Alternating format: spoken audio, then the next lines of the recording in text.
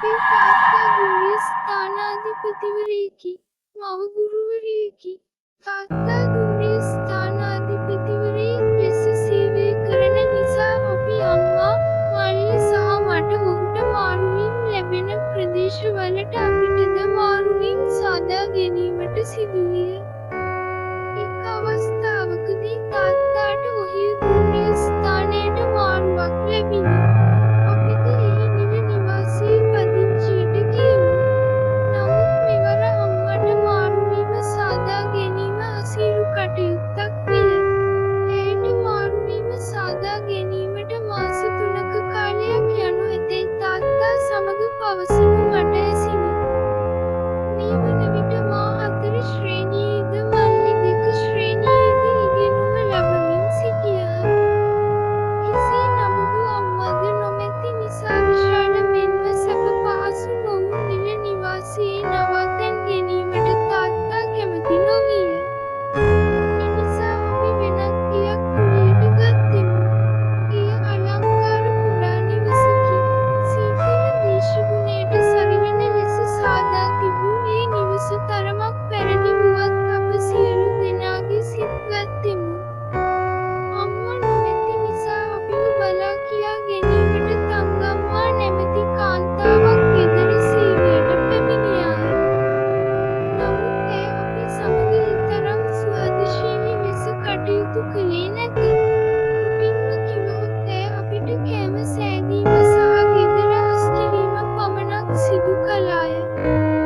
ඉන්පසු එකම රාජකාරිය ඇය රැගෙන එන නවකතා පොතක් කියවමින් සෝෆාවට වී කෝපි බීමයි.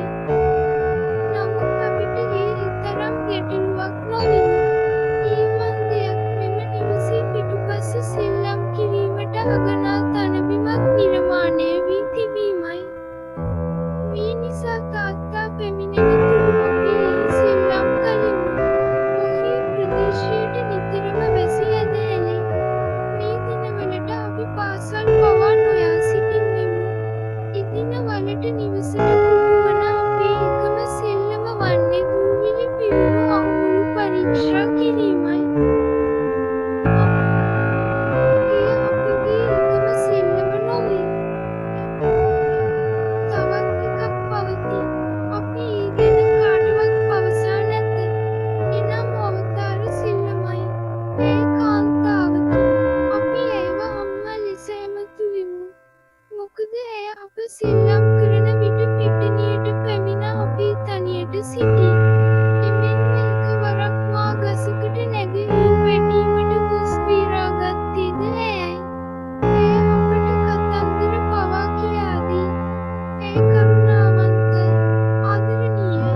මෙලෙස කාලයක් ගත විණි. එක් දිනක උදෑසන අවදි වූ අපිට අපගේ ඇද අසල ලස්සන පොඩි වීදුරුවක් දක්නට ලැබිණි. එය පෙර රාත්‍රියේ එහි නොතිබුණු එකක් විය.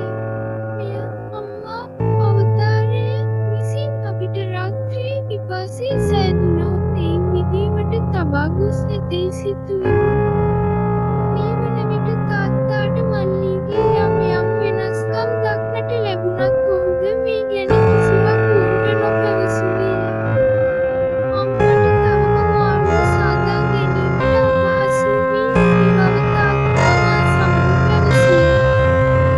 අපේ ආලිනදයේ ලස්සන පැරණි පුටුවක් විය. මෙය කෑම මේසයට අයත් වූවක් නොවූ අතර තාත්තා මෙය අයින් කිරීමට උත්සාහ කළත් අපි එයට ඉඩ නොදුන්නෙමු. මොකද මෙය අම්මා ඉඳගන්නා පුටුවයි. අපි නිවසේ සෙල්ලම් කරන විට ඇය මෙහි ඉඳගෙන තංගම්මාට නොපෙනෙන ලෙස සිටී. එකම ප්‍රශ්නය වූයේ ඇය මෙම පුටුව අප කෙතරම් බිත්තිය ආසන්නයේ තැබුවත් නැවතත් එය සාලේ මැද්දට ගෙනවිත් ඉදි ගැනීමයි. මේ නිසා තංගම්මා අපිට හැමදාම කුටුසාලේ මැද්දේ තියෙනවාදැයි අසමින් වැනවදී. මාස 10ක් පමණ විවුණු තැන අම්මගේ මාරුව නොලැබෙන පාටක් පවතින නිසා තාත්තා අම්මා සිටින ප්‍රදේශයට මාරු වීමට තීරණය කළේය. අවසානයේ අපි නිවස හැර ගියෙමු. අපේ එකම දුක වූයේ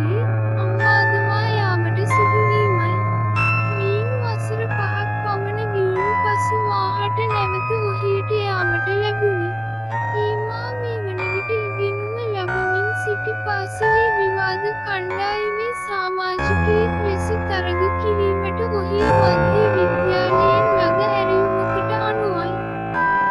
මා සහ තවත් 4 දෙනෙක් ඇතුළු අපේ සංගමේ බාල ගුරුවරයාද එහි ගියෙමු. දවස් 3ක් පමණ එහි නැවතී සිටීමට අපිට සිදුවිය. මේ අතරවාරයේදී මම ඒ ප්‍රදේශයේ පුස්තකාලයට ගියෙමි. ඒ විවාදයට අදාළ කරුණු සොයා ගැනීමටයි. එහිදී පැරණි පුවත්පතක ලිපියක් අහම්බෙන් මාගේ නෙත ගැටිණි. එහි තිබුණේ අප පෙර වාසය කළ ඔහේ ප්‍රදේශයේ කුඩා නිවසය. අප වාසය කිරීමටත් අවුරුදු